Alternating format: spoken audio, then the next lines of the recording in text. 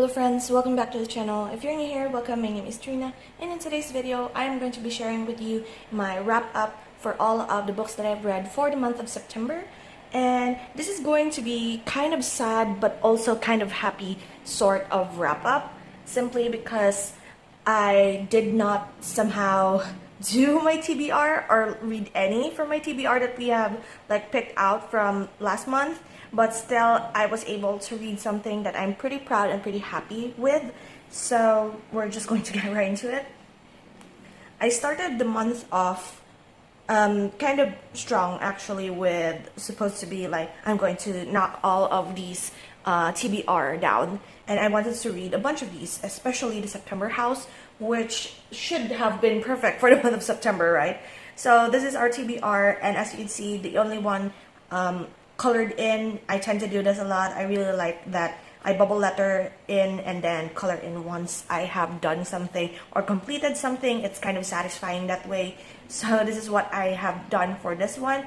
And the only one that I have read from my September TBR was Little Evie, or Eve, by Catriona Ward, and that's about it. I should have, I did pick up, which one was it? All Things Seen and Unseen, the first chapter of it, and I just couldn't get right into it. So maybe, in addition to me not feeling that all too well in September, and also me getting into true crime podcast again, for the month of September, that it lessened the amount of time that I was reading and more on other stuff.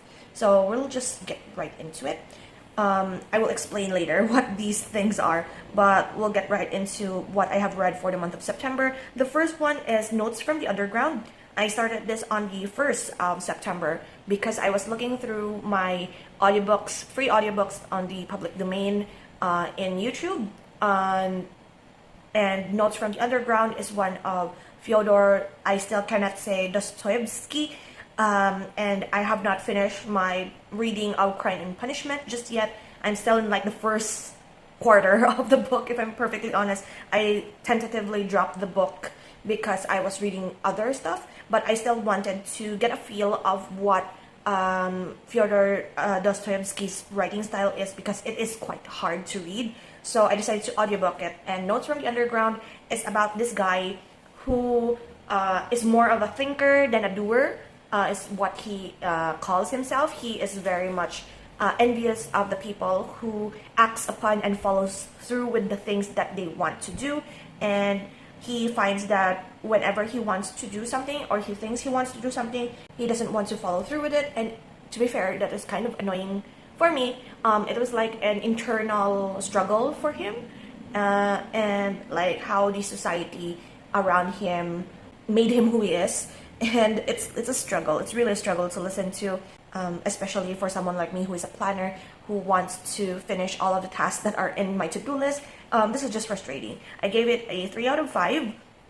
It was still good for its time, and the mindset of other people like this, it's just a struggle for me to get right into. And that's 5 hours and 7 minutes trucking along trying to listen to this guy. And yeah, that's the only audiobook I believe I have listened to for the month of September. And I'm not really sure if this gave me the slump, because yeah, it's a classic. I was thinking that for the rest of the year, I am going to pick up at least one classic. If it's in audio form, in the public domain, then that's fine. Just to finish at least one classic per month. The second one that I've finished is Little Eve, or Little Evie, by Catriona Ward. This is the only one from my September TBR that I've finished. And this was a chaotic one, if I'm perfectly honest. Took me 9 days to finish, or 10 days to finish. Gave it a 4-star because in a way, I appreciated what it was telling me, but the way it was delivered is not that perfect, and it's also frustrating. So this story is about this weird sort of family in this island, or was it an island? There is a mansion or castle on this island off the coast of another town, and they are isolated because this weird family. So there is this, what they call uncle, and then 2 supposed wives of this uncle, and then four children. So Eve, or Evelyn, is one. Dina, who is the other perspective, is also one, and then another boy and a younger girl. And what they are weird about is that they are like, what do you call this? They are worshiping the sort of snake god that is in the ocean, and their uncle is the one that teaches them all of this like cultish religion, what they should and should not do. They are basically living in like a very manipulated sort of poverty, wherein all of the children are meant to like eat a few gulps or mouthfuls of bread and honey, while the uncle, who is supposed to be the one that's communicating with this god, gets all of the meat and the protein.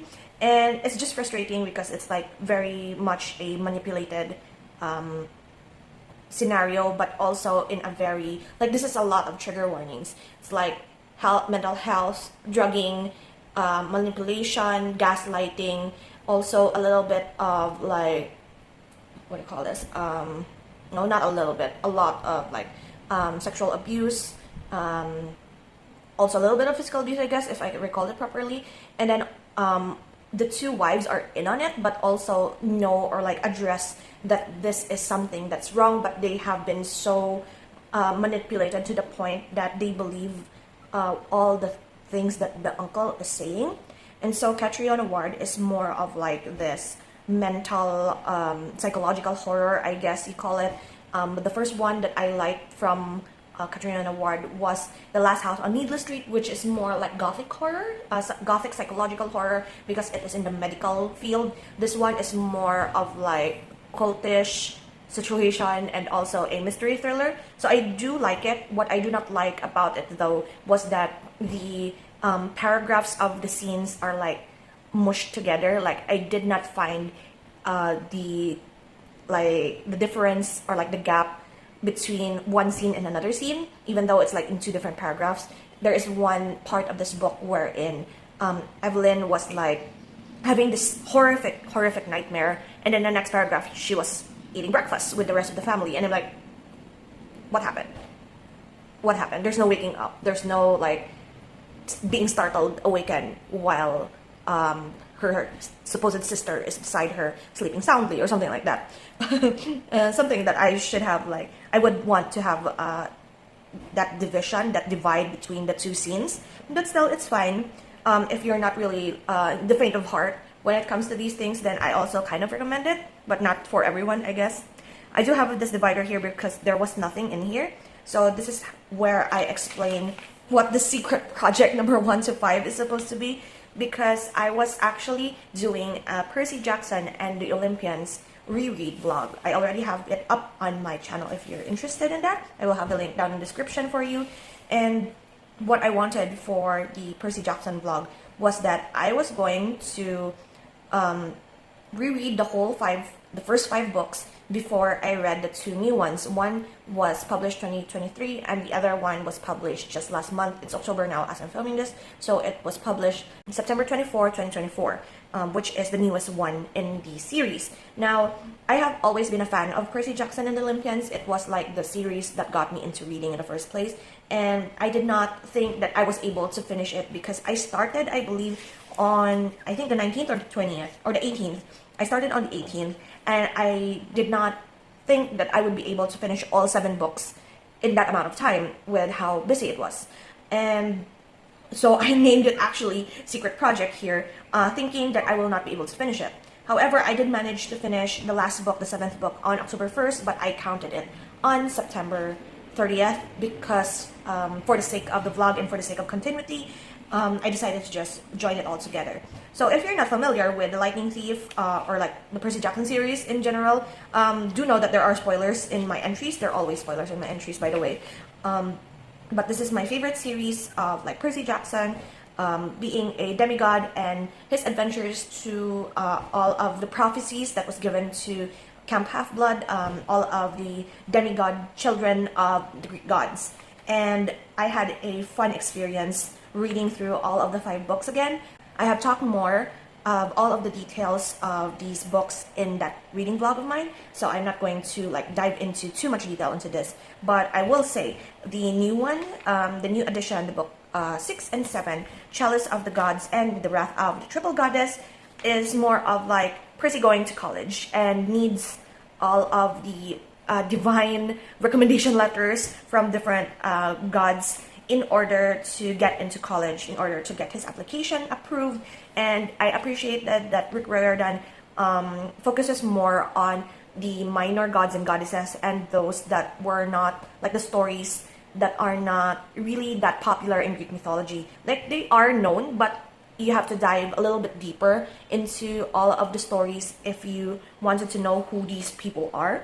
Like, for example, we have Ganymede, the cupbearer, for the 6th book, and then the 2nd book is Hecate, the goddess of crossroads and witchcraft and magic. And to be fair, these are quite wholesome. The new books are quite wholesome, while the first 5 books are very much heavy on Percy and the gang growing up and fighting other ancient gods in order to like prevent disaster that was supposed to be prophesized. And then these ones are just like side quests, in my opinion. They're like more wholesome. These 5 books are growing up. These ones are like more family oriented, like what it means to move on, grow up, and also appreciate your family. And it's kind of wholesome. Like the last book that we have read here, Wrath of the Triple Goddess, do have like pets related here. So if you are like super into pets, they have a cat and a dog in here. And also, addition to that, this last book, I believe is like super perfect for supposed to be Halloween, because this whole book is set during the week of Halloween and ended on Halloween day.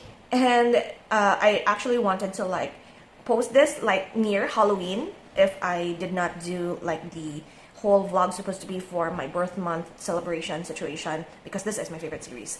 I have said that so many times already, but yeah, this is perfect for Halloween. It's cozy, it's kind of spooky, a lot of decision making on the part of Annabeth, Grover, and Percy, our main trio.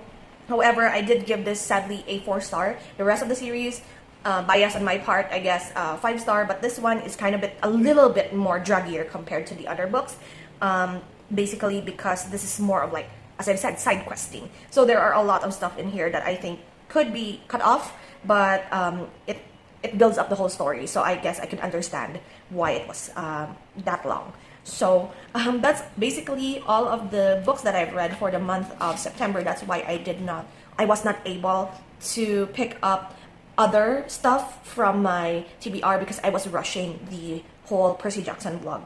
So that's 9 books for the whole of September, 1 audio, 3 ebooks. So Little Eve, Trials of the Gods, and Wrath of the Triple Goddess are all ebooks. I am actually going to wait for the box set when it comes for this one before purchasing the physical copy. I do want to complete like the Percy Jackson and the Olympian series. And also, I forgot to mention, if ever you wanted to like, if you have been reading Percy Jackson and have not read the Heroes of Olympus, which is the Roman side, I do suggest you read that first before you read these two, because there are names and people that are mentioned in these books that are part of Heroes of Olympus series. So not to confuse you of who those people are, it's best that you read PJO and then Heroes of Olympus and then these. Because I thought to myself I should have read the other 5 books before I read these ones. But it's still fine. I still have a recollection of those people in the Roman camp. So yeah, and then 5 of the physical. I did not bring my physical copy of the box set of the Percy Jackson series, the original one, because it's super heavy. I'm sorry. But it's like super full of tabs, super beautiful. I showed it in the reading vlog if you want to see that. And then yeah, so that's 2,612 pages and 307 minutes. I have here my monthly statistics at the back. So books read for the month of September is 9, page count 2612, 5 hours and 7 minutes of audiobook, 5 physical, 1 audio, 3 ebooks. Parts of the series, I counted all 7 from the Percy Jackson, so it's 7 here, and 6 of them are 5-star reads. And that is my wrap up for the month of September in my reading journal.